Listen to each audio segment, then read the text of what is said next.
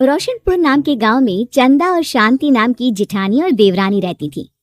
चंदा का पति बहुत पैसे वाला था। उनके पास किसी भी चीज की कोई कमी नहीं थी और उसके विपरीत शांति का पति बहुत ही गरीब और नशेड़ी था। शांति चंदा के घर में काम करके अपना घर चलाती थी। भाभी, घर पर खाने के लिए कुछ भी नहीं है। अगर आप थोड़ा खाना दे पाए तो बहुत मेहरबानी होगी। मुझे जो भी पैसे मिलते हैं वो तो आपके देवर नशे में उड़ा देते हैं। ये तुम लोगों का ना रोज रोज का ड्रामा हो गया है। अब देवर जी कमाते नहीं है तो मैं क्या करूं? तुम्हारा पति तो तुम्हारी सारी कमाई दारू में उड़ा देता है। रहने दो भूखा उसे। अरे ऐसे मत बोलिए भाभी, आप तो जानती ही हैं कि वो मन के कितने साफ हैं, पर इस बेरोजगारी के कारण उन्हें दारू पीने की लत लग गई है। अरे अपना ये रोना गाना बाद में कर लेना, पहले काम निपटा ले घर का। मेरा और टाइम खराब ना कर। जा गेहूं पीस ले, फिर तुझे कपड़े भी धोने हैं। शांति रसोई घर में जाकर गेहूं पीसने लगती है।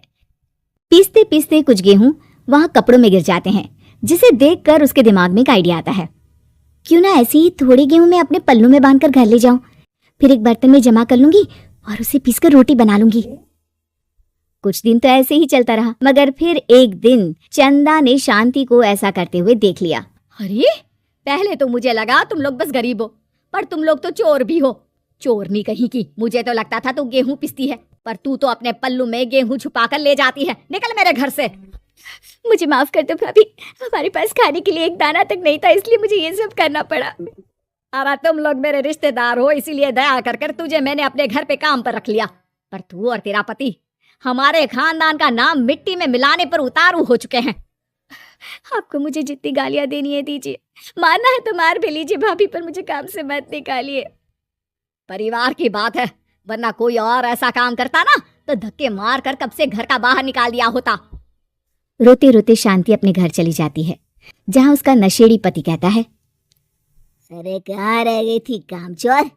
इतनी देर क्यों कर दी? आज पैसे लाई कि आज भी खाली हाथ वापस आ गई है? अपने हाथ दिखा। जरूर पैसे छुपा लिए ताकि मैं दारू ना पी पाऊं। नहीं जी, मैं आपसे क्यों छुपाऊंगी, और अभी आप दारू पीने की बात कर रहे हैं, उसी कारण तो आज हम लोगों की ये हालत हो गई है। किसी काम की नहीं है तू, बिना मार खाए समझेगी नहीं। रख, अभी तेरे होश ठिकाने लगाता हूँ। रामलाल शांति को बहुत मारता है। शांति का मन दुखी हो जाता है और वो गांव के तालाब के पास के एक पेड़ के नीचे बैठकर फूट फूट कर रोने लगती है। मैंने कभी किसी का बुरा नहीं किया, फिर भी भगवान मेरे साथ ऐसा क्यों कर रहा है? मैं तो रामलाल जी की फिक्र करती हूँ, फिर भी उन्होंने मुझे इतना मारा। तभी उसे एक आवाज सुनाई देती है, रोने की कोई जरूरत नहीं है बेटी, चिंता क्यों करती हो? ये आवाज कहाँ से आ रही है? शांति अपने आसपास देखती है, उसे कोई नहीं दिखता। वो ऊपर देखती है, जहाँ उसे एक छोटी सी परी दिखती है। आप कौन है? आप तो कोई परी लगती है। हाँ बेटी, मैं इसी पेड़ पर रहती हूँ। मैंने तुम्हारी सारी बात सुनी, अब तुम्हें फिक्र करने की कोई जरूरत नहीं। अपनी आंखें बंद करो। शांति आंखें बंद करती है और जादुई परी अपनी छड़ी घुमाती है। उसकी छड़ी घुमाते ही पेड़ के सारे पत्ते सुनहरे रंग के हो जाते हैं। परी उनमें से एक पत्ता तोड़ लेती है और फिर से अपनी छड़ी घुमाती है, जिसके कारण सारे पत्ते पहले की तरह साधारण से दिखने लगते हैं। आंखें खोलो बेटा, लो, इस पत्ते को ले जाकर अपने तकिए के नीचे रख देना। ये तो एक साधारण पत्ता है, इससे क्या होगा? ठीक है, अगर आप कहती हैं तो मैं इसे रख लेती हूँ। शांति उस पत्ते को लेकर अपने घर जाती है और अपने कमरे में तकिए के नीचे रखकर सो जाती है। सपने में उसे वही पेड़ वाली जादुई परी दिखाई देती है। बोलो शांति, क्या चाहिए तुम्हें? मैं चाहती हूँ हम बहुत अमीर हो जाए और मेरे पति नशा करना छोड़ दें, उन्हें कोई काम भी मिल जाए। कल जब तुम सुबह नींद से जागोगी, तुम्हारी इच्छा पूरी हो गई होगी। अगली सुबह शांति नींद से जागती है, अपने आसपास का नजारा देखकर चौंक जाती है। उसके बिस्तर पर चारों तरफ सोने चांदी रखे हुए थे। हे भगवान, कहीं मैं सपना तो नहीं देख रही? इतना सारा सोना, वो भी मुझ गरीब के पास। रामलाल जी को बताती हूँ, वो बहुत खुश होंगे। शांति जैसे ही कमरे के बाहर जाती है, वो देखती है कि रामलाल सूट बूट पहने काम के लिए बाहर जा रहा होता है। मुझे शहर में एक नौकरी मिल गई है शांति, मुझे आने में देर हो जाएगी, घर का ध्यान रखना। और इस तरह शांति बहुत अच्छा जीवन बिताने लगती है। उसके पास अब किसी भी चीज की कमी नहीं रह जाती। रातों रात शांति के पास आए इतने पैसों को देखकर उसकी जिठानी उससे पूछती है, अरे क्यों रे शांति, कहीं बड़ा हाथ मारा है क्या? अचानक तुम लोगों के पास इतना पैसा कैसे आ गया? नहीं नहीं भाभी, ये सब तो जादुई परी के दिए हुए पत्ते का कमाल है।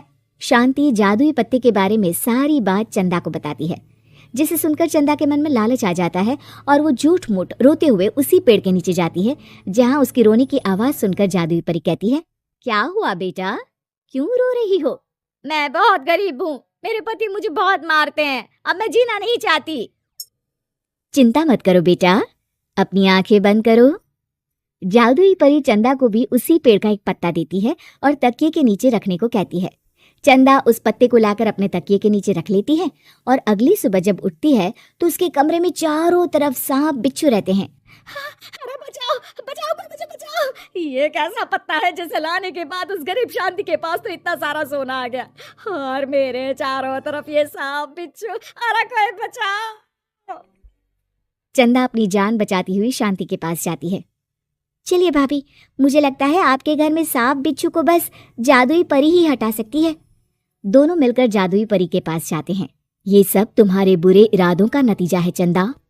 तुम झूठ मूठ बस पैसे के लालच के कारण यहाँ आकर रो रही थी, इसीलिए तुम्हें जादुई पत्ते ने उसकी सजा दी। अरे मुझे माफ कर दीजिए जादुई परी, मेरे मन में लालच आ गया था। अरे शांति, तुम भी मुझे माफ कर दो, मैंने तुम्हारे साथ बहुत गलत किया है, फिर भी तुम मेरी मदद के लिए आई। चंदा को अपनी गलती का एहसास हो जाता है, इसलिए जादुई परी उसके घर से सारे सांप बिच्छू को गायब कर देती है। चंदा और शांति आपस में मिलजुल कर रहने लगती हैं।